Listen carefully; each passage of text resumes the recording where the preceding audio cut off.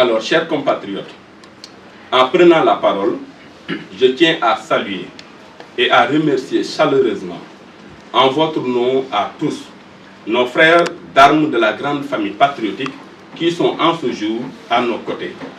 Il s'agit des représentants du parti PASTEF, les Patriotes, notamment, en fait, son porte-parole national, le maître Abdoulaye Tall, ici présent. Il en est ainsi donc de Cheikh Bara Ndiaye, membre de la coalition Diomaye présent, avec lesquels nous partageons les mêmes idéaux de Dioub, Djoubel, Djoubanti, dans un dessein d'un Sénégal souverain, juste et prospère. Nous tenons aussi d'une manière toute particulière à nous réjouir de la présence parmi nous de nos frères et sœurs en fait de partis, notamment en fait donc les militants de la rencontre des patriotes du Sénégal, particulièrement la commune de Taïba Ndiaye, qui ont aidé le mouvement à grandir et à se fortifier. Permettez-moi enfin de saluer spécialement et chaleureusement les Sénégalais d'ici et de la diaspora, auxquels nous lie une histoire et un destin commun à tous égards. Depuis l'annonce de cette déclaration politique, de toutes parts dans le pays et de tous les secteurs de la société, j'ai entendu, ressenti, perçu une très forte attente accompagnée parfois, m'a-t-on dit, de perplexité, mais le plus souvent, et c'est cela en fait qui m'importe d'espoir.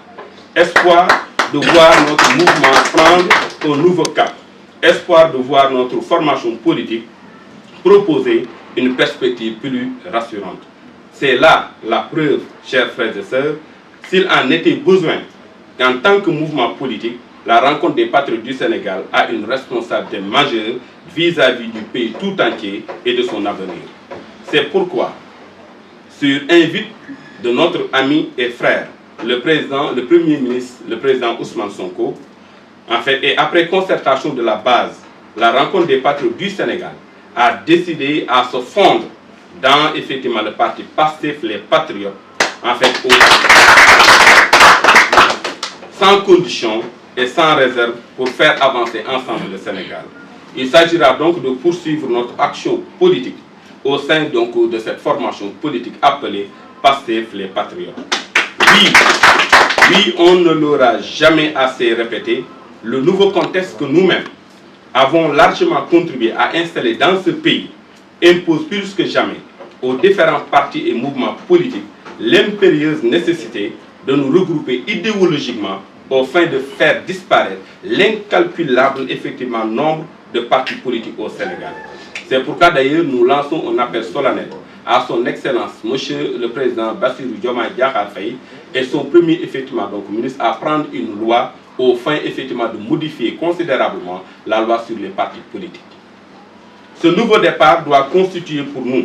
un lieu de réarmement, une source où nous puisons une aspiration nouvelle et vivifiante dans le dessein de faire en sorte que le projet Sénégal Vision 2050 soit une réalité incontestable. C'est pourquoi j'en appelle à la conscience patriotique des Sénégalais d'ici et de la diaspora au soir du 17 novembre 2024 de donner au régime actuel une écrasante majorité à l'Assemblée nationale.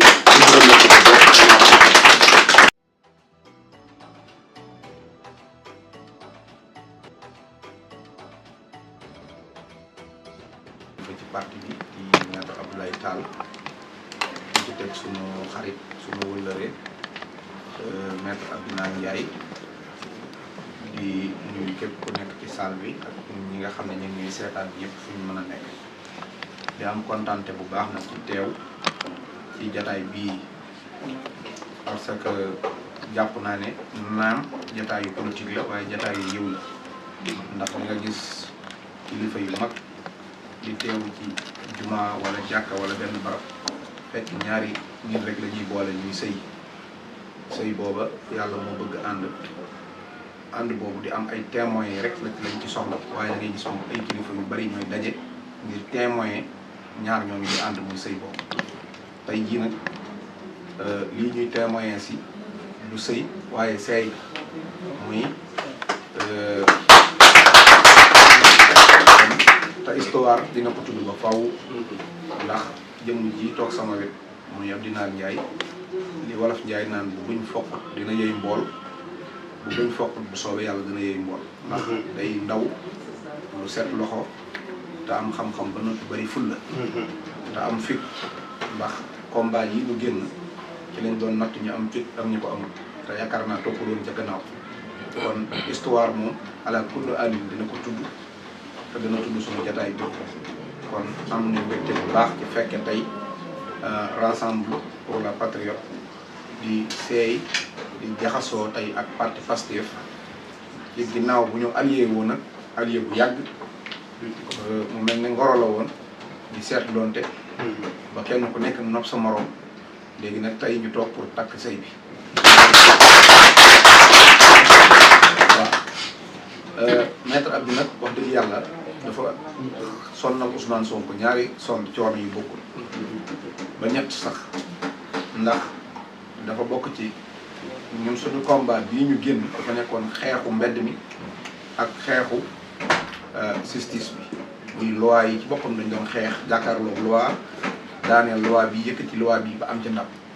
bokkut ak nag ñi nekkoon ci mbedd mi di dóorante xeer ak taxaw baare tali ba liñ bëggoon ñu am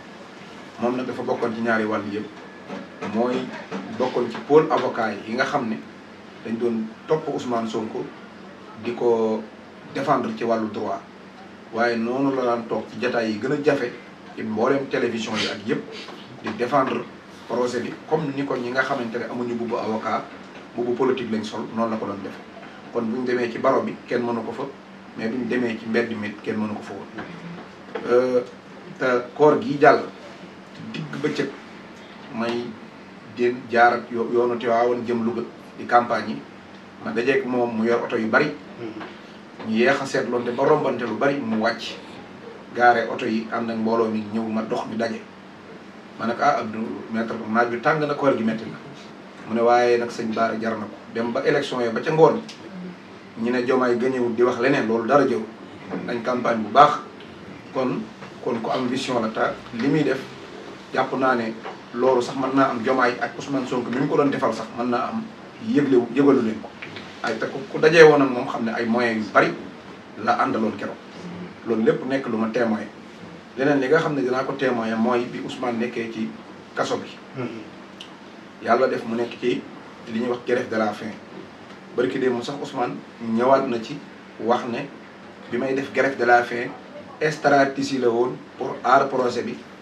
ba Macky Sall li mu namoon ci ñun du ko mën gis naa nag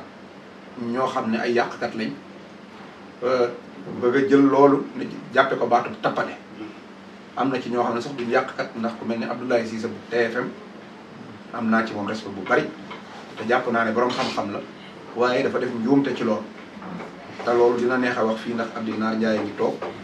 maître Talla ngi toog te man témoin oculaire la ndax Ousmane Sonko diirub muy def grève de la faim ñoo bokkoon nekk réanimation suñu lal yi jàkkaar Ousmane Sonko dafa def grève de la faim waaye ngir stratégie lan ngir aar projet bi mu seq ak Sénégal ñoom nag li ñu xamul mooy dama doon def grève de la faim parce que stratégie la ñu ne kon da doon tappale ci àdduna amul benn grève de la faim bu mas a am ci kaw suuf te stratégie lalu Mahatma Gandhi bi mu koy def defu ko woon deful woon grève de la faim pour xaru daf ko doon def pour stratégie pour combattre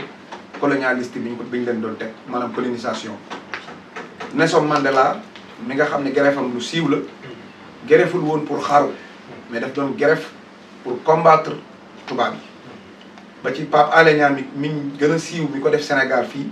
combattre woon pour xaru mais daf doon combattre pour def stratégie pour jot liberté